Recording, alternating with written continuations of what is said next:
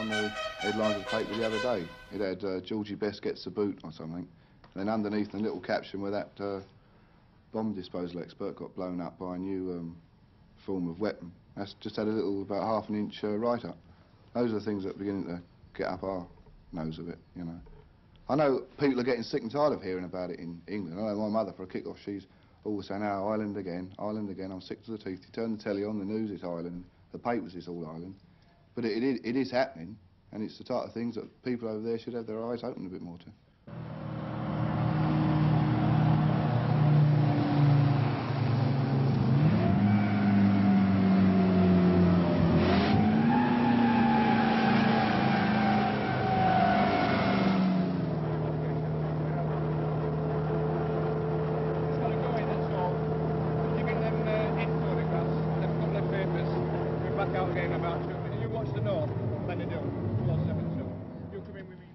Christmas in Belfast, 1972. Sunday morning outside an army post in Lenardon Avenue, the fringes of Catholic Andersonstown. Once a council house, it's now a stockade. It's been shot at, bombed and mortared. Christmas brings the army few tidings of comfort and joy.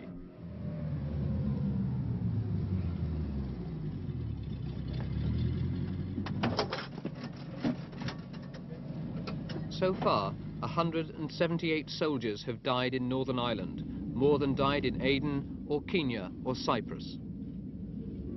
Okay, bring us in. Hold out. That's finished.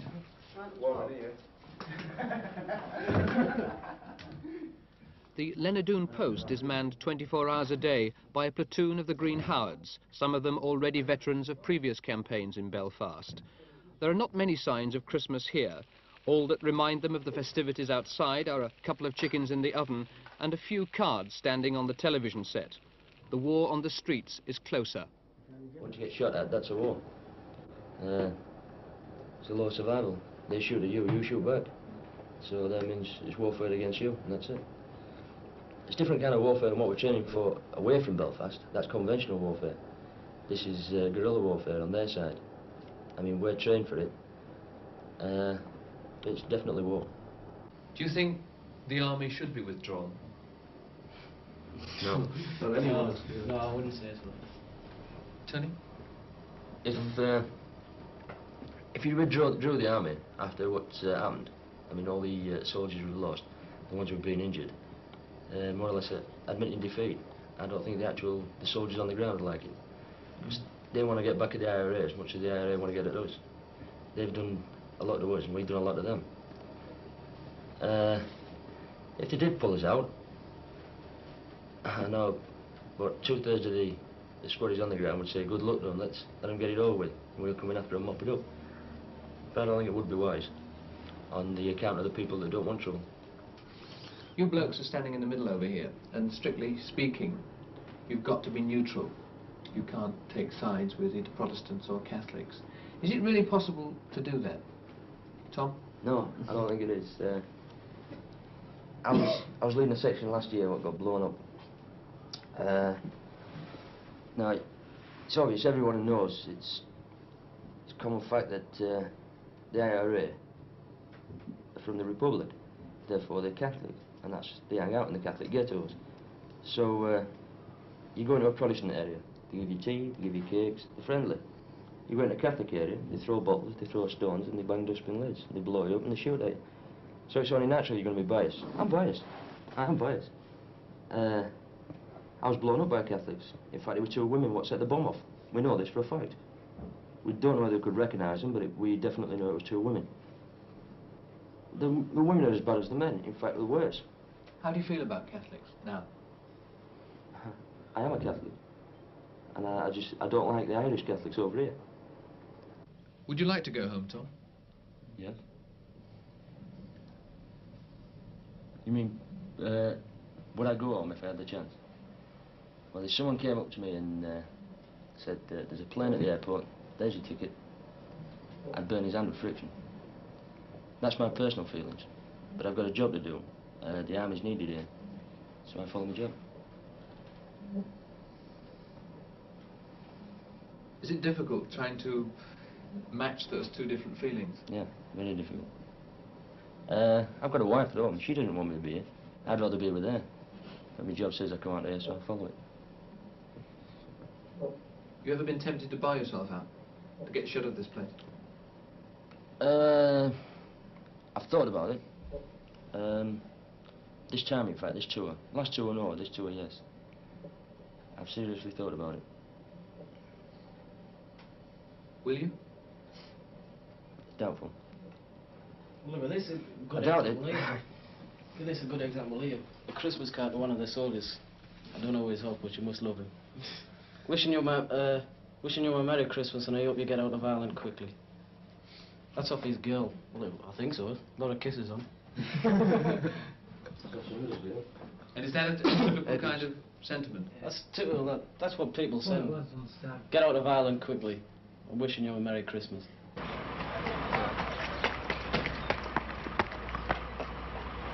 The Army's role in Northern Ireland is to keep the peace between the Catholics and the Protestants and to defeat the enemy, the Provisional IRA. The Provisionals have 3 battalions in Belfast, a total strength of about 1,500, enough to keep the British soldiers in a state of constant alert.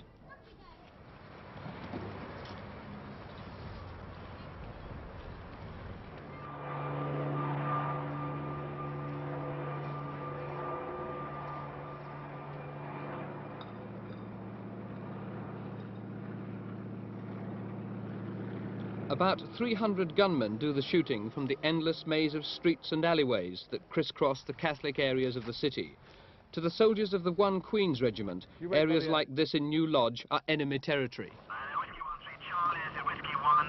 Take extreme caution in the area. Every doorway down here leads into a house, whether it's a derelict or an occupied, and it's quite simple for somebody just to open the doorway without us knowing, with them knowing that we're on here being warned by the locals, and poking around a Thompson there and letting rip with 5 or 6 rounds up the alleyway at us. And then, of course, going straight for the back of the house out the front, and he's gone before we even know really where the rounds came from.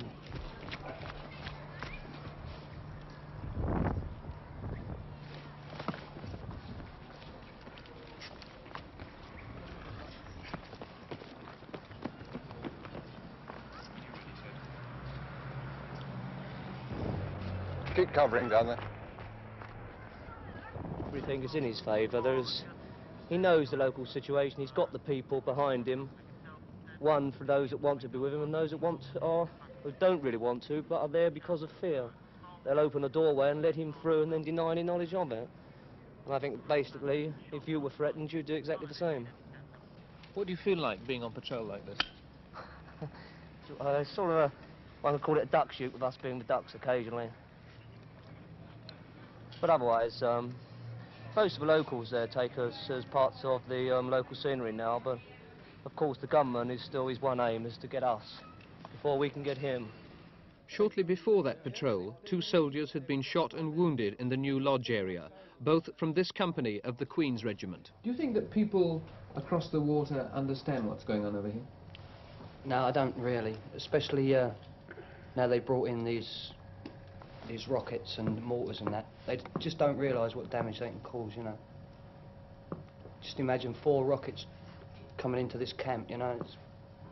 They're deadly. 1 rocket can sort out everybody in this hut, which there's 20 living in it. And that's it. Thing is it news anymore? That's the thing, isn't it? Is it news? It's been going on for, what, 3 years now? Is it what people want to read about? I think people just, you know, it's in the back of their mind all the time, you know, think, oh yeah, Ireland, yeah, it's still going on. And that's all they give it now, you know. When the first few blokes were killed, they think, oh no, surely that's not happening in the British Isles. I think that's the main thing. There's a growing feeling in England that we should bring out the troops, or we should let the Irish sort it out. What do you think to that view? Well, I hope they do. Right. I hope they do pull them out. I think 95% of the British soldiers out here would like that, because we're wasting our time out here, because we're getting shot at. We can't even shoot back because we never see the people we shoot back at. Trouble is, though, that's giving in, though, isn't it? Just pulling out. I mean, I think it'd be better if they said, right, let our general take full control of it, and leave the politicians sitting on their backsides in Whitehall. And we just go in and we do our job as we've trained to in Germany. You know, and the tactics we've been taught. Go in and do them. And not have all this low profile stuff. Rubber bullets, they're no good. The kiddies go out and collect them and flog them. But don't you understand why you can't do this? Why you can't just move in and sort out the IRA? Yeah, well, we understand why, you know, but it's just wasted. It is a waste of time. You just can't go bombing into Washboard Street somewhere and punching the fuck out of some paddy, because they start creating things bad publicity. But if we were allowed to do that, this would be over ages ago. And which I reckon half the troops here now, I've seen some of their mates shot. They just love to go down that road there, or whichever road it is, and punch the fuck out of some paddy. No matter how bad they are, you've still got innocent people over here, one of your mates laying on a slab, is it? You've still got innocent people over here, no matter how bad they are. What would happen if the British Army were withdrawn from Northern Ireland? It's quite obvious what would happen. There would be a bloodbath out here, and it would go out of all proportion, and quite honestly, if the British troops pull out of here, it'd be stupidity on everybody's part. You think you ought to stay? Well, somebody's got to stay here and keep these two sides from causing civil war out here, yeah? Without a doubt. Why did you join the army? Well, get around, see different places and get something out of life, but coming over, all you get out of here is a bloody bullet through the back of the head. Because you can guarantee you won't get it through the front. The buggers out here are too scared to shoot you face to face. Hold! Ready! Make sure the safety catch is applied and the sights are up. All soldiers on patrol are moving targets. The King's Own Scottish borderers cover Anderson's Town and Turf Lodge, Republican strongholds dominated by the Provisional IRA's 1st Battalion.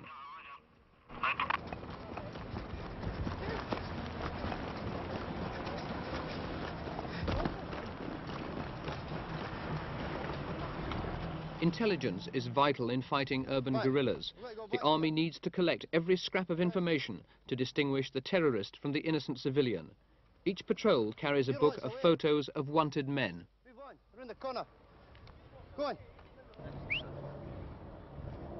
Right.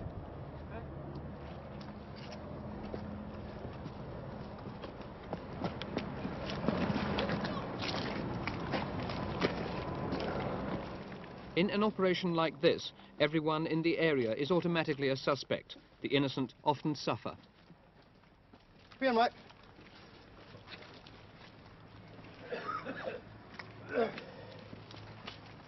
Come up, please, will you? Grey hair, I told him Brad. Only brown Brad for grey hair. What's your name, Mike? McDermott. McDermott. Where do you come from? Turf Lodge. No, Norfolk lad. Norfolk way? Yeah. What number? Number 3. What's your first name? Thomas. Thomas. Yes. Thomas McDermott. 3 Norfolk lad. 3 over. A 3, a check, a Thomas McDermott, a 3 Norfolk way, over.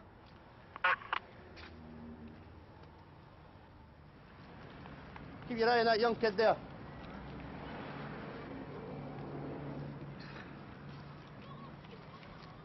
A 3, can you speed this up? We're caught out in the open, over.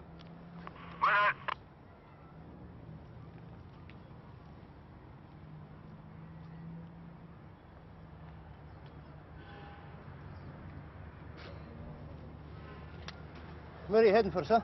Home. Home. Where have you been? 3, Roger. Out. Okay, sir, sorry for trouble, yeah?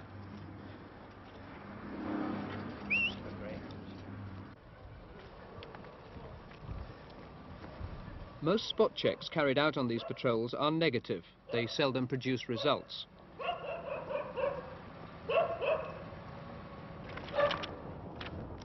Okay, on you go. Sometimes a patrol strikes it lucky. Ready. Where do you come from? Suddenly, the sergeant recognized a face, the man in the donkey jacket. Immediately, he summoned a Saracen to take him in for questioning. No idea, mate. I'm not clear. Let's go. Mr. Whitelaw wants to come up and have a drink here. Come here, Michelle. I'm up for Christmas today. Thank you.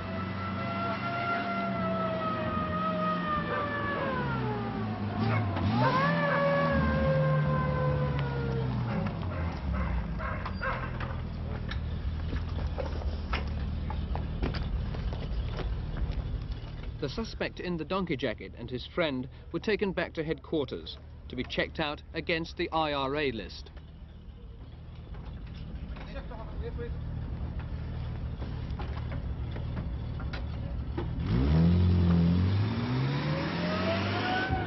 Three over. 333 over. The 3-3 package is on its way over. Why did you have reason to suspect him? Well, as I say, we carry photographs about people that we know that are wanted or just wanted for questioning or gunmen. And he just happened to be one of the men that was in my book that I've got him carried about in my pocket. And I just recognised him from the photograph. And the same man, and we just took him in for questioning, that's all, just for normal chat. I mean, and nothing happens to him, we just have a normal chat to him.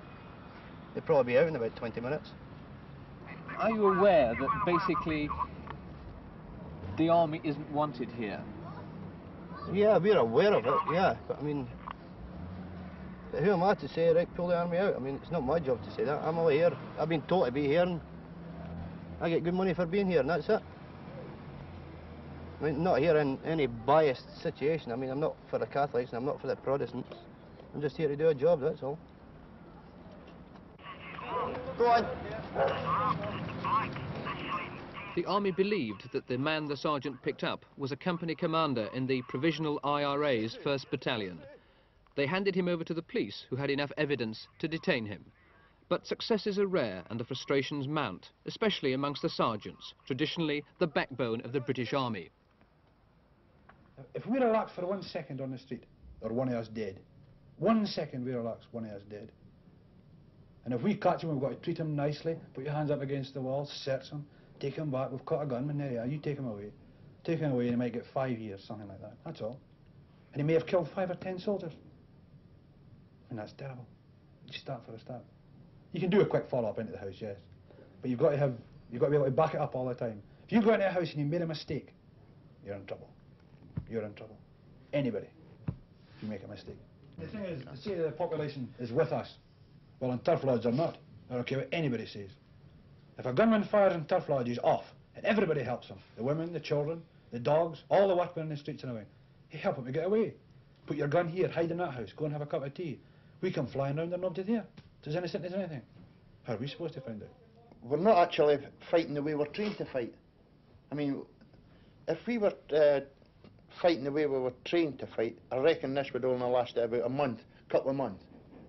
But now, our hands are tied, we're getting back and back and back, and we're letting IRA getting on top of us again.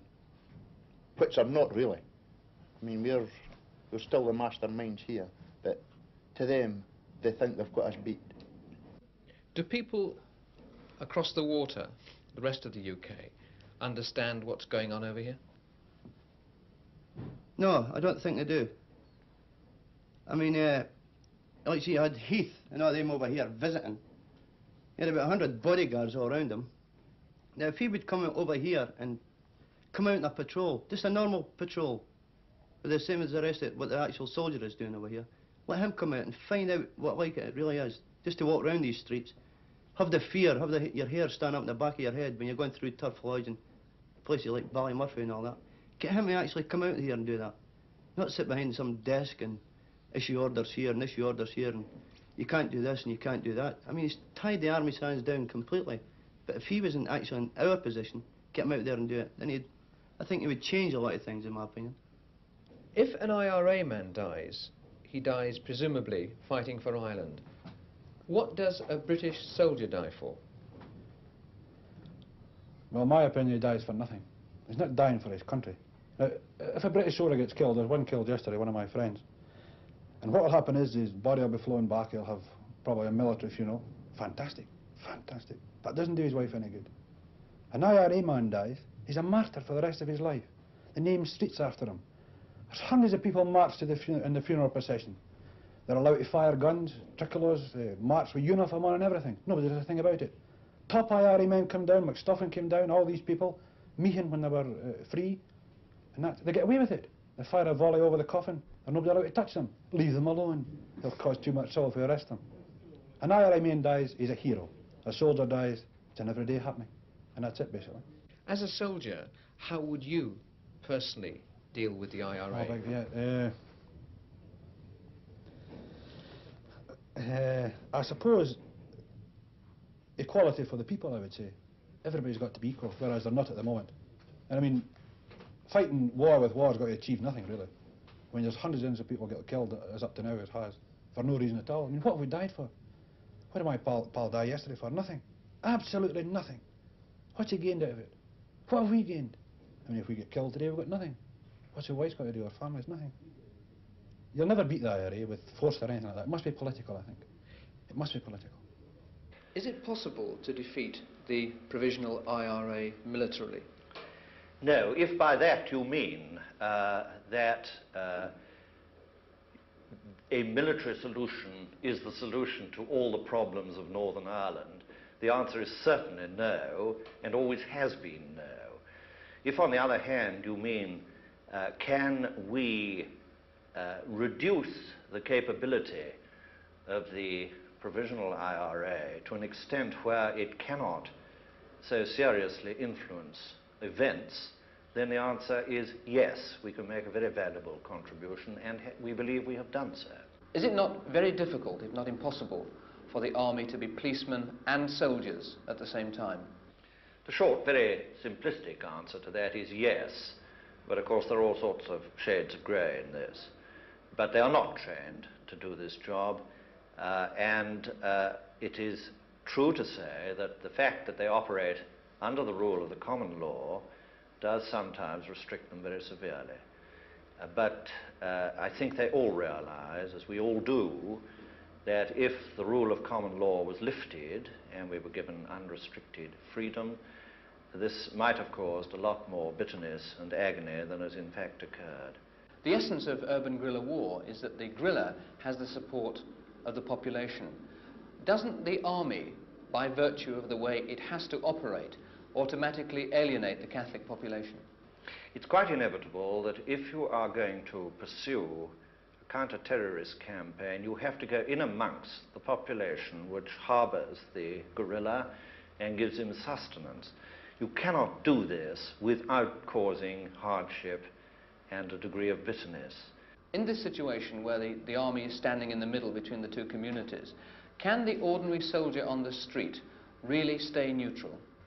The ordinary soldier on the street has now been shot at, bottled, abused and stoned by both sides of the population here from time to time. And therefore, that in itself imposes a degree of impartiality which perhaps isn't generally recognized. We all, I think, tend to dislike most the person who abused us last. But this does not prevent us transferring our attention to anybody who chooses to abuse us in the future. Are you aware, General, that many of your soldiers here are sick and fed up of Northern Ireland? Yes, indeed. I'm well aware that some of them are sick and tired of Northern Ireland. This doesn't mean that they're sick and tired of doing the job that the army has appointed them to do. I believe that most of them recognize, as I recognize, that this is possibly the least pleasant job a soldier is likely to be given, but that it is part of his job for which he is paid, and that he will set about it as best he can and keep it up until relieved of duty by somebody else or told to stop. If a soldier dies, what does he die for? He dies doing his job as a British soldier, pursuing the policy of the government he serves. If a soldier dies, what is he dying for? I believe he dies for his pay, which for me is £4 a day, roughly. His regiment. Security for his family. Yeah. What does your wife think about you being over here? My wife's very cut up, you know. I haven't been long married. She's very cut up. She doesn't understand, really, why all these British blokes should be getting killed and that. What do you say to her? Have you explained to her? Well, I have explained to her. I'm in the army, you know, and I joined the army sort of for better or worse. And any job that's given to me, I have to do it to the best of my ability. I've no choice in it, really. Have you thought of buying yourself out because of your wife, the fact you've just been recently married? No, I wouldn't buy myself out. Definitely not. I'm signing on again, as a matter of fact, but... Well, if I go home and leave and they know that I'm going back out to Ireland and that, all I get is, why don't you kill the Irish so-and-sos and all this? You know, they keep saying, what are you going back over for? I say, it's my job, I've got to go over. They say, well, you've been twice, don't you think you've had enough? In fact, the next door neighbour was in fact even going to go see his MP to try and keep me out of Ireland. I've just got to try and explain to him that it's my job, I've got to do it. I've joined the army to do a job and just starting the job entails going to Ireland again. The only break that soldiers get during their 4-month tour of Northern Ireland is 4 days leave at home. A concert like this is a Christmas bonus, a couple of hours that help them relax and forget the streets of the city. Made from sea and shells.